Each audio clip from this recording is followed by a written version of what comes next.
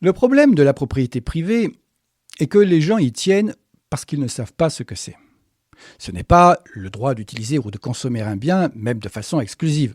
Ce droit-là est parfaitement légitime, car nécessaire à la satisfaction de nombreux besoins.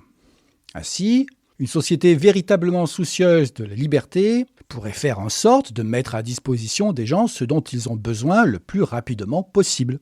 Ce qui suppose certes un travail de production et de distribution, et donc un modèle économique garantissant cela par des incitations suffisantes, à travailler là où c'est nécessaire, mais aussi à ne pas consommer n'importe comment. Ainsi, l'accès à certaines consommations pourrait avoir pour condition l'accomplissement préalable d'une quantité totale de travail dépassant celle correspondant à leur production. Et pour ne pas mettre en péril les ressources naturelles, on pourrait pareillement prendre en compte la quantité de matière et d'énergie utilisée à cette production. Il s'agirait en somme d'introduire un système de rémunération et de prix garantissant la satisfaction des besoins, la justice sociale et la préservation de l'environnement. Et dans ce système, on aurait la règle, si X a envie du bien B et que X a de quoi se payer sa consommation au juste prix de celle-ci et par son travail, alors B doit être attribué à X.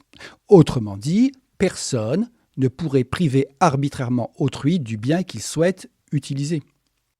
Or, cette règle, qui semble basique du point de vue du respect de la liberté individuelle, n'existe pas aujourd'hui. Et c'est cela le problème de la propriété privée.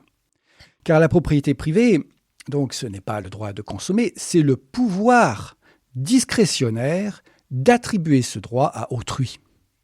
Pouvoir qui permet d'exercer une pression sur autrui, une domination. Et c'est même pire que ça, car c'est aussi le pouvoir de transmettre ce pouvoir d'attribution lui-même.